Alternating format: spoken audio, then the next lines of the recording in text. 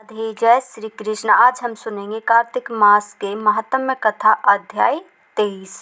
बोलिए विष्णु भगवान की जय हो। नारद जी कहते हैं, हे राजन, यही कारण है कि कार्तिक मास के व्रत उद्यापन में तुलसी जी की जड़ में भगवान विष्णु की पूजा की जाती है।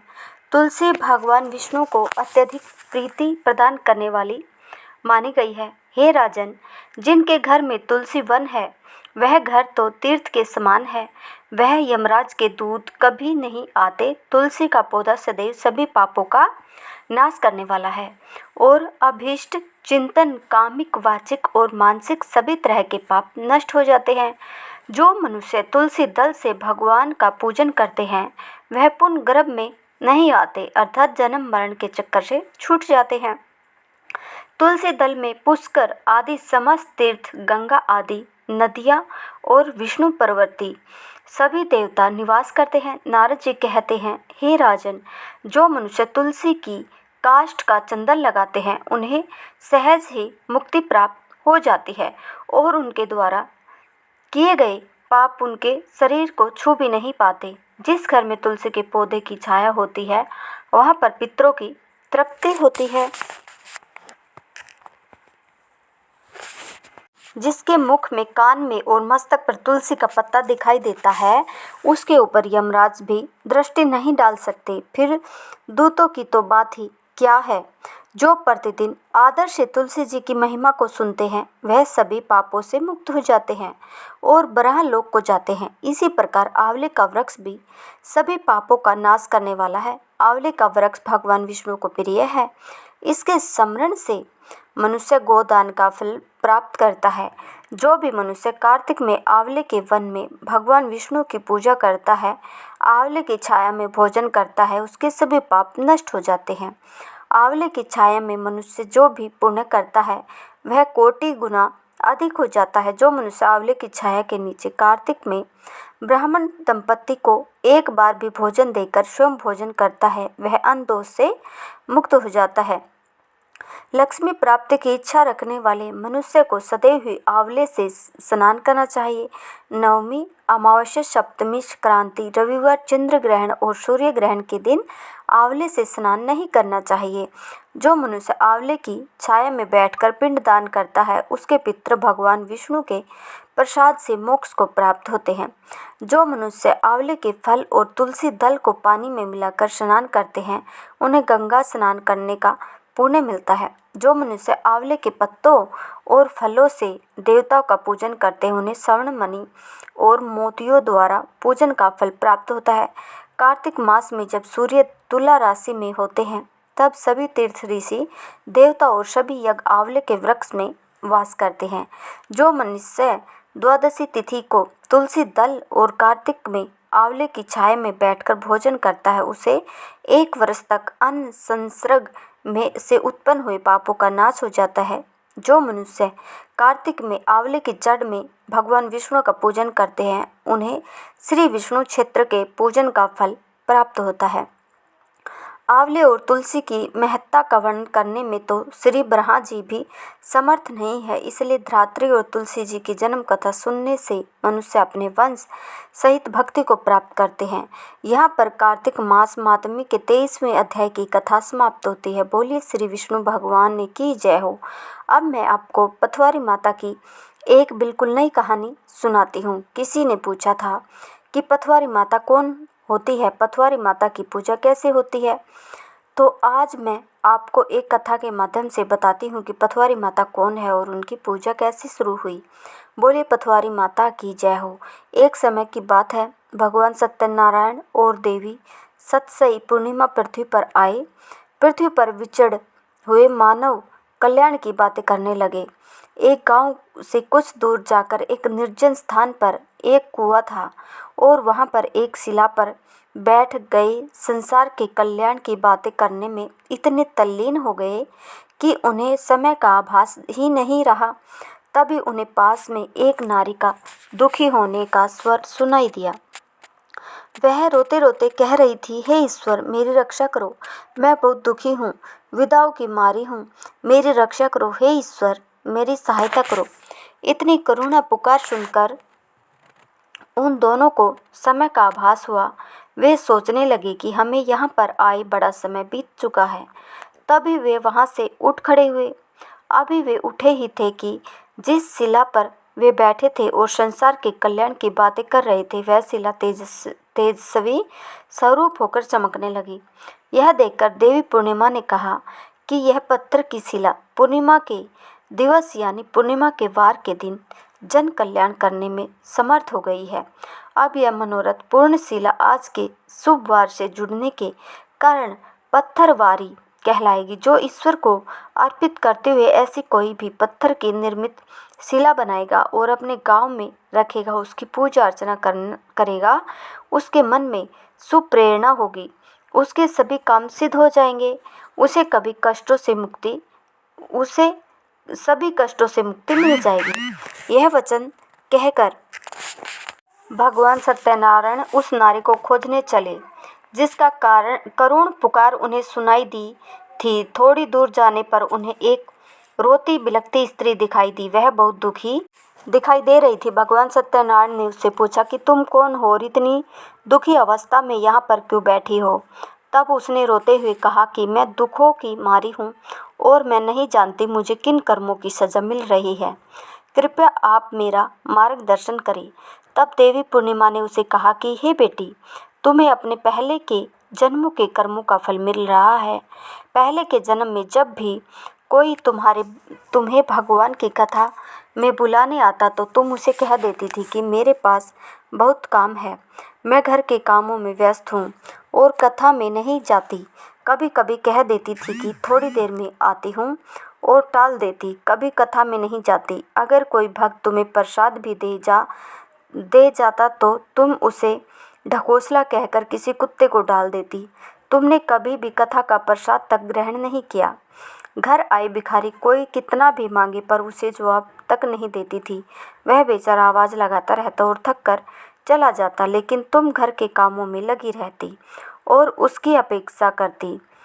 इस तरह अपने पहले के जन्म में तुमने कोई भी पुण्य का काम नहीं किया, इसी कारण इस जन्म में तुम्हें इतना कष्ट मिल रहा है। तब वह अपने कष्ट की मुक्ति का उपाय पूछने लगी। इस पर माता चुप हो गई। तब उसने बार बार प्रार्थना करके अपने कष्टों की मुक्ति का उपाय पूछा। तब माता बोली कि तुम इस स्थान पर जिस पत्थर की शिला के पास बैठे हो, इस स्थान पर रोज आना, तुमसे जो बन पड़े भोग लगाना और अपने बच्चों में प्रसाद के रूप में बांट देना, तो तुम्हारा पुण्य बढ़ता जाएगा और तुम पर कृपा होगी। तुम्हारे सभी दुख और क्लेश दूर हो जाएंगे। इतना कहकर भगवान सत्यनारायण और देवी पूर्णिमा वहाँ से अंतर्ध्यान हो गई। उस स्त्री ने देवी के कहे अनुसार वैसा ही किया। अपने घर गई और घर से गुड़ और जल लाकर यहाँ पर रखी शिला पर चढ़ाया और बचे प्रसाद को घर में अपने बच्चों में, पति में और सास ससुर में बांट दिया। वह इसी तरह रोज करने लगी। अपने घर आने वाले भिखारी पर भी उसे जो बन पड़ता वह दान करती, अनुदान देती। इस तरह करते कुछ ही समय में उसके घर में खेती में खुशहाली आती चली गई। यह सब देख पड़ोस की स्त्रियों ने उसे जब शिला पर जल और गुड़ चढ़ाते देखा, दीप जलाते देखा, तो वह पूछने लगी, यह कौन है, देव या देवी है, और तुम यहाँ पर रोज पूजा करने क्यों आती हो। तब वह कहने लगी कि यह पथवारी माता है, इनकी पूजा करने से सभी दुख और कष्ट दूर हो जाते हैं और घर में सुख संपत्ति आती है। यह सब जानकर वे स्त्रियां भी पत्थर की शिला पर अपनी शक्ति के अनुसार पूजा करने लगी, प्रसाद बनाकर चढ़ाने लगी, जिसके फल स्वरूप सभी पर पथवारी माता की कृपा हुई। धीरे धीरे जब सभी के रिश्तेदार भी यह सब देखने लगे तो पथवारी देवी की महिमा प्रचारित होने लगी। फिर सब जगह पर पथवारी माता की पूजा होने लगी। देखा देखी दूसरे गांव के लोग भी अपने गांव से पत्थर लाकर पथवारी माता की शिला से छुआ कर अपने घर के चौराहे पर रखने लगे, ताकि आते जाते सदा ही पथवारी माता के दर्शन होते रहे। जब भी किसी यात्रा पर जाते तो पथवारी माता का आशीर्वाद लेकर जाते, ताकि उनकी यात्रा मंगलमय हो और उन्हें शुभ फल की प्राप्ति हो। हे पथवारी माता, सभी पर अपनी कृपा बनाए रखना, सभी को कष्टों से मुक्ति देना, सभी के घर में सुख संपत्ति देना। बोली पथवारी माता की जय हो।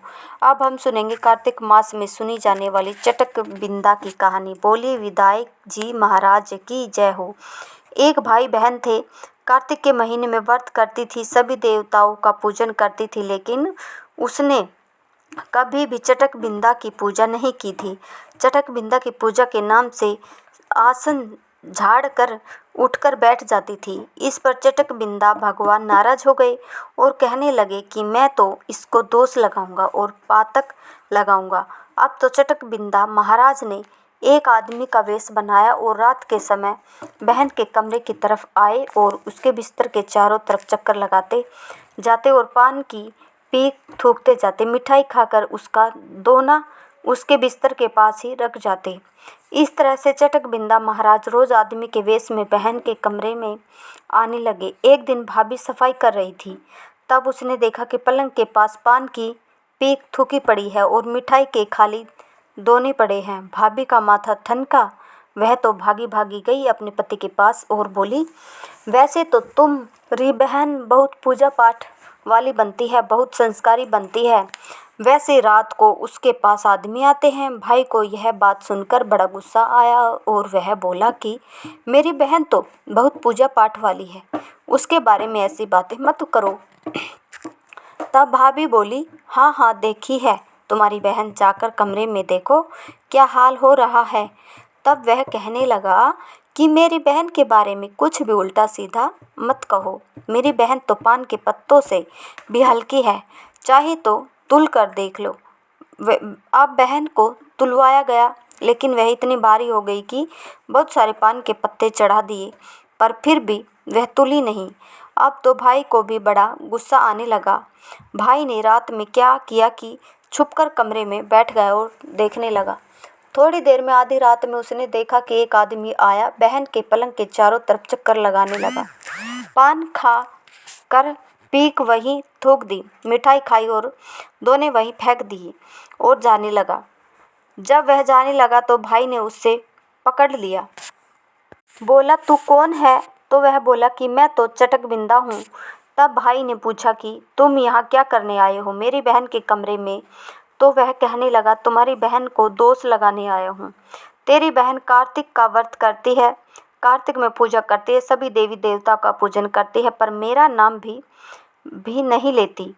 मेरा नाम लेने से आसन छोड़कर उठकर बैठ जाती है, तो मैं उसको दोष लगाने आया हूँ, उसको पातक लगाने आया हूँ। अब तो भाई पैरों में गिरकर हाथ जोड़ने लगा और पूछने लगा कि बताओ मेरी बहन का यह दोष, यह पाप कैसे दूर होगा।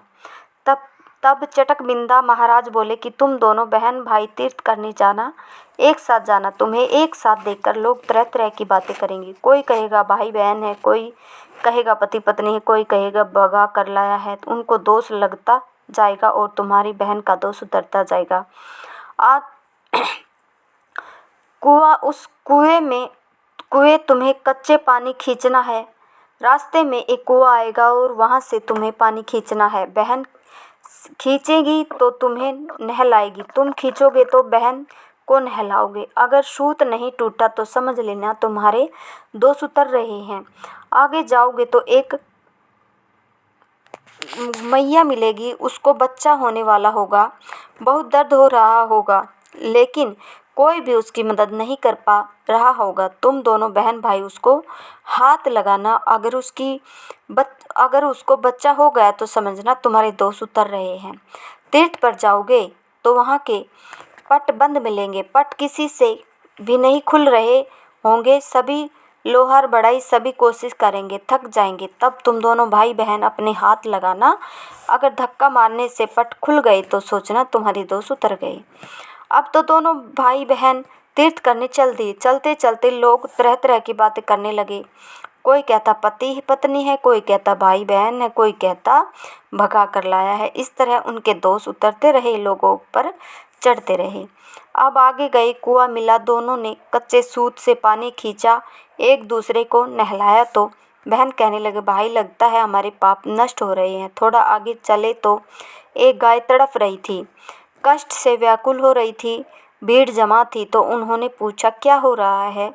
तब सब लोग कहने लगे कि यह गैया तड़फ रही है। कोई भी वैद्य हकीम का उसका काम नहीं हो रहा तो वे कहने लगे कि लाओ हम देखें। तो सभी लोग हंसने लगे कि इतने सारे वैद्य हकीम लगे, उनसे तो कुछ नहीं हुआ, यह दोनों बालक कुछ करेंगे। फिर भी दोनों ने गाय के पेट पर हाथ लगाया। जैसे ही हाथ लगाया उसके बछड़ा हो गया। गाय का कष्ट दूर हो गया तो सभी लोग उनकी प्रशंसा करने लगे। आगे गए तो तीर्थ के पटबंध मिले। सभी लोग खोलने की कोशिश कर रहे थे। खूब बड़े बड़े पहलवान, मोटे मोटे पहलवान खड़े थे, धक्का मार रहे थे। दुहार बढ़ाई, सब हार चुके थे। तब वे दोनों बोले कि लाओ हम कोशिश कर ले। तो फिर सब लोग हंसने लगे, बोले इतने बड़े बड़े पहलवानों के धक्के से तो खुल नहीं रहा, यह बालक खोलेंगे। फिर भी दोनों गए, दोनों ने हाथ लगाया, जरा सा धक्का मारा तो तीर्थ के किवाड़ खुल गई। तो बहन बोली कि भाई हमारे सभी पाप नष्ट हो गए। चटक बिंदा जी महाराज, जैसे बहन भाई के पाप नष्ट करे वैसे ही सबके पापों को नष्ट करना, सबके घर में खुशहाली देना। बोले चटक बिंदा महाराज की जय हो। कार्तिक महीने में सुनी जाने वाली नित नेम की सीता माता की कहानी। राम आए लक्ष्मण आए, देश के पुजारी आए, नित नेम का नेम लाए, आओ राम बैठो राम, माखन मिश्री खाओ राम। दूध पतासा पियो राम, सूत के पलका पेटो राम, साल दुसाला ओढ़ो राम। राम राम सवारे सबके खाली घर, भंडार भरेंगे सबका बेड़ा पार करेंगे। श्री राम जय राम जय जय राम, श्री राम जय जय जय जय जय राम। सीता माता कहानी कहती थी और श्री राम सुनते थे। एक दिन भगवान राम को किसी काम से बाहर जाना पड़ गया तो सीता माता कहने लगी कि भगवान मेरा तो 12 वर्ष का नितनेम है, मैं अपनी कहानी किसे सुनाऊंगा। करना कोई की पाल पर जाकर बैठ जाना, औरतें पानी भरने आएगी। कुएं की पाल पर जाकर बैठ जाना, औरतें पानी भरने आएगी तो तुम उन्हीं को अपनी कहानी सुना देना। सीता जी बोली ठीक है। सीता जी कुएं पर जाकर बैठ गई। एक बहू आई, रेशम जड़ी की साड़ी पहन रखी थी, सोने का घड़ा ले रखा था। तो सीता माता कहने लगी कि बहन मेरा 12 वर्ष का नितनेम सुन लो। तब बहू बोली कि मैं तेरा 12 वर्ष का नितनेम सुनूंगी तो मुझे देर हो जाएगी, घर जाने पर सास लड़ेगी। उसने कहानी नहीं सुनी। घर आई तो रेशम जरी की साड़ी फट गई, सोने का घड़ा मिट्टी का हो गया। सास कहने लगी कि बहू किसका दोष सिर ले आई। तब बहू बोली सासू जी दोष क्या, कुएं पर एक औरत बैठी थी, कह रही थी मेरी कहानी सुन लो, मैंने नहीं सुनी तो ऐसा हो गया। अगले दिन सास वही साड़ी पहनकर गई और वही घड़ा ले गई। सीता माता कुएं पर बैठी पाई, कहने लगी मेरी कहानी सुन ले। तो सास बोली एक बार छोड़ 4 बार सुना दो। तब सीता माता कहानी कहने लगी। राम आए लक्ष्मण आए, देश के पुजारी आए, नित नेम का नेम लाए, आओ राम बैठो राम, तप रसोई जीमो राम, माखन मिश्री खाओ राम, दूध बतासा पियो राम, सूत के पलका उठो राम, साल दुसाला ओढ़ो राम, साल दुसाला उठो राम। जब बोलू राम ही राम, राम राम सवारे सबके काम, खाली घर भंडार भरेंगे सबका बेड़ा पार करेंगे। श्री राम जय जय राम। तब वह कहने लगी कि बहन कहानी तो बहुत अच्छी है। घर गई तो रेशम जरी की साड़ी हो गई और सोने का घड़ा हो गया। तब बहू पूछने लगी कि सासू जी तुम वापस कैसे कर लाई। तब सासू ने कहा बहू तू दोष लगा कर आई थी और मैं दोष उतार कर आई हूँ। ऐसी वह कौन थी? वह सीता माता थी। पुराने से नया कर देती है, खाली घर भंडार भर देती है, लक्ष्मी जी का वास कर देती है और जो भी मन में इच्छा हो उसे पूरा कर देती है। अच्छा सासू जी ऐसी कहानी तो मुझे भी सुना दो। ले भाई तू भी सुन ले। अब सास ने कहानी कही, बहू ने सुनी। राम आए लक्ष्मण आए, देश के पुजारी आए, नित नेम का नेम लाए, राम आओ राम बैठो राम, राम तप रसोई जीमो राम, माखन मिश्री खाओ राम, दूध पतासा पियो राम, सूत के पलका उठो राम, साल दुसाला पूठो राम, साल दुसाला ओढ़ो राम। जब बोलू राम ही राम, राम सवारे सबके काम, खाली घर भंडार भरेंगे, सबका बेड़ा पार करेंगे। श्री राम जय राम जय राम जय जय राम, जय श्री राम। बहू ने कहा, सासू जी कहानी तो बहुत अच्छी है। तब सास कहने लगी, बहू अच्छी है तो रोज कह लिया करेंगे। अब सास बहू नाती पूजा पाठ करती, नित्य की सीता माता की कहानी कहती। एक दिन उनकी पड़ोसन आई, कहने लगी, बहन जरा आँच दे दो। तब वे कहने लगे कि अभी हमने आँच नहीं जलाई। तब वह बोली, तुम 4 बजे उठती हो, क्या कर रही हो? तब वे कहने लगी, हम नहाए धोए पूजा पाठ करते सीता माता की कहानी कहते हैं। पड़ोसन ने पूछा, इससे क्या होता है?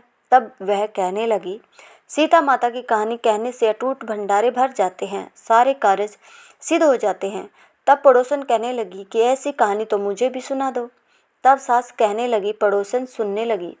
राम आए लक्ष्मण आए, देश के पुजारी आए, नित नेम की कहानी लाए। राम आओ राम, बैठो राम, जब तप रसोई जीमो राम, माखन मिश्री खाओ राम, दूध बतासा पियो राम, सूत के पलका का उठो राम, साल दुसाला उठो राम, साल दुसाला ओढ़ो राम, जब बोलू राम ही राम, राम सवारे सबके काम, सबके घर भंडार भरेंगे, सबका बेड़ा पार करेंगे। श्री राम जय राम जय राम जय जय राम। तब पड़ोसन कहने लगी कि बहन कहानी तो बहुत अच्छी है। अब पड़ोसन भी नित्य की सीता माता की कहानी कहने लगी। सीता माता ने उनके भी भंडार भर दिए, मेरी सीता माता जैसे उन सबके भंडार भरे, सबके भरना। लक्ष्मी का वास हो, अन्नपूर्णा का वास हो, बोलो सीता माता की जय। श्री राम जय श्री राम जय श्री राम। एक तपसी था और एक लपसी था। तपसी तो भगवान की तपस्या करता और लपसी रोज सवा सेर की लापसी बनाता, भोग लगाता, घंटा बजाता और जीम लेता। एक दिन दोनों में झगड़ा हो गया। तपसी बोला कि मैं बड़ा हूँ, लपसी कहने लगा कि मैं बड़ा हूँ। तपसी बोला कि मैं रोज भगवान की तपस्या करता हूँ, इसलिए मैं ही बड़ा हूँ। लपसी बोला कि मैं रोज भगवान को सवा सेर की लापसी का भोग लगाता हूँ, इसलिए मैं बड़ा हूँ। दोनों आपस में झगड़ रहे थे। नारद जी वहाँ से गुजर रहे थे तो दोनों को झगड़ते देखा। पूछने लगे कि क्यों झगड़ रहे हो? तब दोनों ने अपनी अपनी बात कह दी। नारद जी बोले कि तुम लोग आपस में झगड़ा मत करो, तुम में से कौन बड़ा है, इस बात का फैसला मैं कर दूंगा। अगले दिन सुबह सुबह तपसी और लपसी दोनों नहा कर आ रहे थे। नारद जी ने दोनों के रास्ते में 1.25 करोड़ की अंगूठी रख दी। तब से अंगूठी देखी तो उसने तुरंत उठा ली। इतनी कीमती अंगूठी देखकर उसके मन में लालच आ गया। सोचने लगा कि बड़ी कीमती अंगूठी है, इसे बेचूंगा, बहुत सारे पैसे मिलेंगे। उन पैसों से एक बहुत बड़ा यज्ञ करूंगा और अपने आप को बड़ा साबित कर दूंगा। उधर लपसी ने अंगूठी देखी तो सोचने लगा कि अरे किसी की कीमती अंगूठी गिर गई है, लेकिन उसने अंगूठी को हाथ तक नहीं लगाया। सोचने लगा कि कहीं मैंने उठा ली तो चोर डाकू मेरे पीछे पड़ जाएंगे, कहीं मुझे मार दिया तो। वह तो रोज की तरह सवा सेर की लापसी बनाई, भगवान को भोग लगाया, घंटी बजाई और जीम लिया।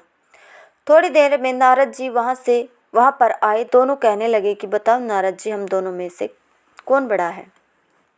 तो नारद जी बोले कि दोनों बड़े हो जाओ, दोनों खड़े हो जाओ। दोनों खड़े हो गए।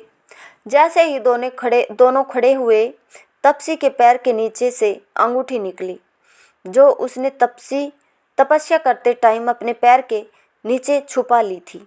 तो नारद जी तपसी से बोले कि इतनी तपस्या कर ली तूने, पर तेरे मन का लालच अभी तक नहीं गया। जा, अब तुझे तेरी तपस्या का भी कोई फल नहीं मिलेगा। इतना सुनना था कि तपसी को तो जोर जोर से रोने लगा। रोते रोते नारद जी के पैरों में गिर गया। बोला, महाराज दया करो और बताओ कि मुझे मेरी तपस्या का फल कैसे मिलेगा। तब नारद जी बोले कि जो अपने घर में गाय कुत्ते को रोटी नहीं बनाया तो उसकी तपस्या का फल तुझे मिल जाएगा। दीवा जलाकर हाथ नहीं जोड़ेगा, ब्राह्मण को भोजन कराकर दक्षिणा नहीं देगा, तब उसकी तपस्या का फल तुझे मिल जाएगा। साड़ी देकर भेंट नहीं देगा तो उसकी तपस्या का फल तुझे मिल जाएगा। जो सारी कहानी कहकर तेरी कहानी नहीं कहेगा, तब उसके सारे पुण्य सारे फल तुझे मिल जाएंगे। बस तभी से सभी कथा कहानी के साथ तपसी लपसी की कहानी जरूर सुननी चाहिए, नहीं तो किसी भी कथा की कहानी का फल नहीं मिलता।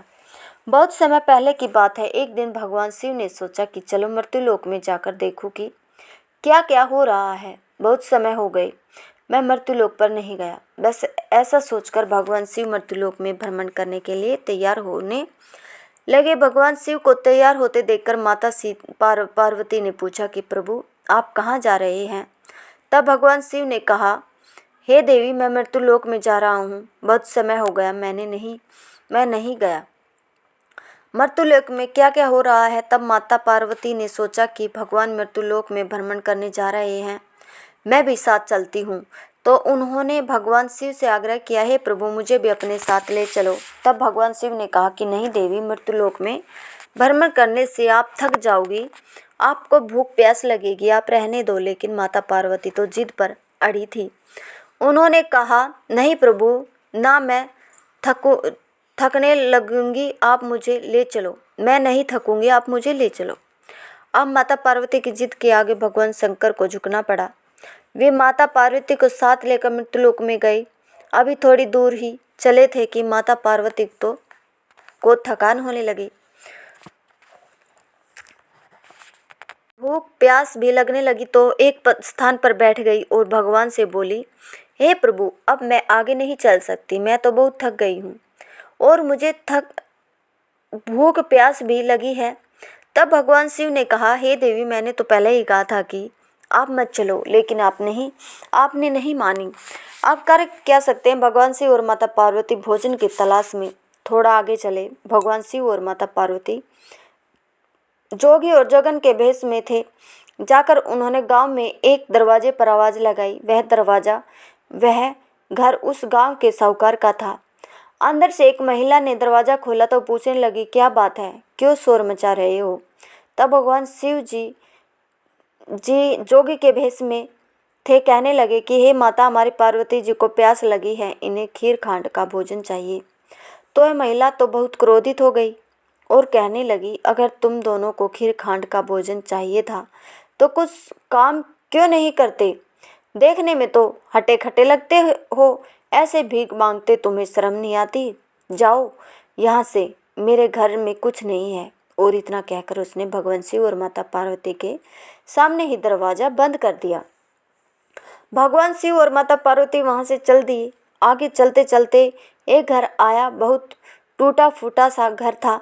एक बार तो भगवान शिव ने सोचा कि आवाज़ लगाऊं, फिर सोचने लगे कि जब इतने बड़े घर से कुछ नहीं मिला तो इस छोटे फूटे टूटे घर में से ही क्या मिलेगा। यह सोचकर आगे चलने लगा। अंदर से एक बुढ़िया माई बैठी देख रही थी। उसने दोनों को रोक लिया और पूछने लगी, क्या बात है। तब भगवान शिव बोले कि हमारी पार्वती जी को भूख प्यास लगी है, खीर खांड का भोजन चाहिए, लेकिन कहीं से भी भोजन की व्यवस्था नहीं हुई। तब बुढ़िया माई बोली कि आप अंदर आओ। महाराज जी दोनों को आदर्श के साथ अंदर ले गई, आसन देकर बिठा दिया, पानी पिला दिया। अब कहने लगी, आप थोड़ी देर आराम करो, विश्राम करो, मैं आपके लिए भोजन की व्यवस्था करती हूँ। और इतना कहकर वह प्रात और बेलन लेकर चल दी। तो भगवान शिव ने पूछा, मैया बुढ़िया माई कहाँ जा रही हो। तो कहने लगी कि खीर के लिए चावल और खांड लेकर आती हूँ, दूध लेकर आती हूँ। तो भगवान शिव बोले, अंदर जाकर देख। बुढ़िया माई ने अंदर जाकर देखा तो चावल की परात भरी थी और दूध का भिगोना रखा था। उसने खूब बढ़िया खीर बना ली और खीर बनाकर भगवान शिव से आकर बोली कि भगवान जीम लो। उसने शिव पार्वती जिमा दिए। अब शिव पार्वती जिमा दिए, लेकिन खीर तो खत्म ही नहीं हो रही थी। तो उसने भगवान शिव से पूछा कि इतनी सारी खीर का अब क्या करूं। मेरे तो कोई भी नहीं है, ना मेरे कोई बेटा है, ना पोता है, ना मेरा कोई परिवार है। तो भगवान शिव ने कहा कि आँख बंद कर। बुढ़िया माई ने आँख बंद कर ली। थोड़ी देर बाद जब बुढ़िया माई ने आँख खोलकर देखा तो देखा पूरा परिवार हो रहा है। खूब बेटे पोते बेटियां, बहुत सारे बच्चे आंगन में खेल रहे हैं। तो वह कहने लगी, महाराज जी, इतने बड़े परिवार को रखूँगी कहाँ। तब भगवान शिव ने उसकी झोपड़ी पर लात मारी। बड़ा महल हो गया। देखा तो अन्न के धन के भंडार भरे पड़े हैं। पूरे महल में धन ही धन हो रहा है। तब बुढ़िया माई तो बहुत खुश हुई। सबको उसने खीर जमा दी। पूरे परिवार ने भर पेट के खीर खा ली, लेकिन फिर भी वह खीर खत्म ही नहीं हो रही थी। तब उसने भगवान शिव से पूछा, हे प्रभु, अब इस खीर का क्या करूं? तो कहने लगी, पूरी नगरी में जमा दे। अब बुढ़िया माई कटोरे भर भर कर खीर पूरी नगरी में जमाने लगी। तब लोग निर्जल चर्चा करने लगे कि बुढ़िया माई कल तक तो मांगती फिरती थी, कल तक तो खाना भी हमारे घर से लेकर जाती थी, आज खीर बांट रही है। बुढ़िया माई एक कटोरा भर कर के खीर साहूकारनी के भी देने गई। तो जैसे ही उसने दरवाज़ा खोला तो उसने पूछा कि तेरी खीर कहाँ से आई, इतनी खीर कहाँ से आई? वो बोली कि हमारे शंकर पार्वती आए थे, उनकी कृपा से हमारे घर में खूब धन ही धन हो गया। खीर कटोरे भर भर के बांट रही हूँ। तब साहूकारनी कहने लगी कि शंकर पार्वती जी कहाँ है? मेरा धन तेरे दे दिया, भागी भागी चली गई। मोर मोरनी ठहरे हो जोगा, जोगनी ठहरी हो। जाकर शंकर पार्वती के पैर पकड़ लिए। बोली, महाराज, ऐसा क्यों कर दिया? मेरा धन उसे क्यों दे दिया? तब शंकर भगवान बोले, मैंने तो ना उठाया न धरा, तन्ने ना करी, तेरे ना हो गया, उसने हाँ करी, उसके हो गया। तब वह बोली, ना महाराज, कुछ तो दे तो दो। तब भगवान शिव को उस पर दया आ गई और उन्होंने कहा, तेरी तेलड़ी में तेल रहेगा, घी लड़ी में घी रहेगा, धन तेरा जुड़े ना काम तेरा रुके ना। और इतना कहकर शंकर पार्वती जी वहाँ से चले गए। हे शंकर पार्वती जी, जैसे आपने बुढ़िया माई पर दया की, ऐसी ही दया सब पर करना। जैसे साहूकारनी से रूठे हो, ऐसा किसी से भी नहीं रूठना। बोलिए शंकर पार्वती की जय हो। तुलसी महारानी नमो नमो, हरि की पटरानी नमो नमो। तुलसी महारानी नमो नमो, हरि की पटरानी नमो नमो। धन तुलसी पूर्ण तप कीनो, सालिग्राम बनी पटरानी नमो नमो। तुलसी महारानी नमो नमो, हरि की पटरानी नमो नमो। जाके पत्र मंजरी कोमल, श्रीपति कमल चरण लपटा नमो नमो। तुलसी महारानी नमो नमो, हरि की पटरानी नमो नमो। कौन से महीने में बोई रानी तुलसा, कौन से महीने में हुई हरियाली, नमो नमो। तुलसी महारानी नमो नमो, हरि की पटरानी नमो नमो। कौन से महीने में हुई तेरी पूजा, कौन से महीने में हुई पटरानी, नमो नमो। तुलसी महारानी नमो नमो, हरि की पटरानी नमो नमो। आषाढ़ मास में बोई रानी तुलसा, सावन मास में हुई हरियाली, नमो नमो। तुलसी महारानी नमो नमो, हरि की पटरानी नमो नमो। कार्तिक मास में हुई तेरी पूजा, मंग सिर मास में हुई पटरानी, नमो नमो। तुलसी महारानी नमो नमो, हरि की पटरानी नमो नमो। धूप दीप नवेद आरती पुष्पन की वर्षा बरसानी, नमो नमो। तुलसी महारानी नमो नमो, तुलसी महारानी नमो नमो। 56 भोग 3600 बिंद न बिन तुलसी हरि एक न मानी, नमो नमो। तुलसी महारानी नमो नमो, हरि की पटरानी नमो नमो। जो कोई तुलसी जी की को सवेरे गाए, श्री कृष्ण के दर्शन पाए, नमो नमो। तुलसी महारानी नमो नमो, हरि की पटरानी नमो नमो। जो कोई तुलसी जी को दोपहर को गाए, खीर खांड के भोग लगाए, नमो नमो। तुलसी महारानी नमो नमो, हरि की पटरानी नमो नमो। जो कोई तुलसी जी को सांझ को गाए, श्री कृष्ण जी के आरती उतारे, नमो नमो। तुलसी महारानी नमो नमो, हरि की पटरानी नमो नमो। जो कोई तुलसी जी को रात को गाए, श्री कृष्ण के चरण दबाए, नमो नमो। तुलसी महारानी नमो नमो, हरि की पटरानी नमो नमो। सभी सखी मैया तेरो गावे, भक्ति दान दीजो महारानी, नमो नमो। तुलसी महारानी नमो नमो। तुलसी महारानी नमो नमो, हरि की पटरानी नमो नमो। तुलसी महारानी नमो नमो। बोलिए तुलसी माता की जय हो। अगर आप लोगों को हमारी ये कथाएं पसंद आई हो तो इस वीडियो को ज़्यादा से ज़्यादा शेयर करें, हमारे चैनल को सब्सक्राइब करें। धन्यवाद।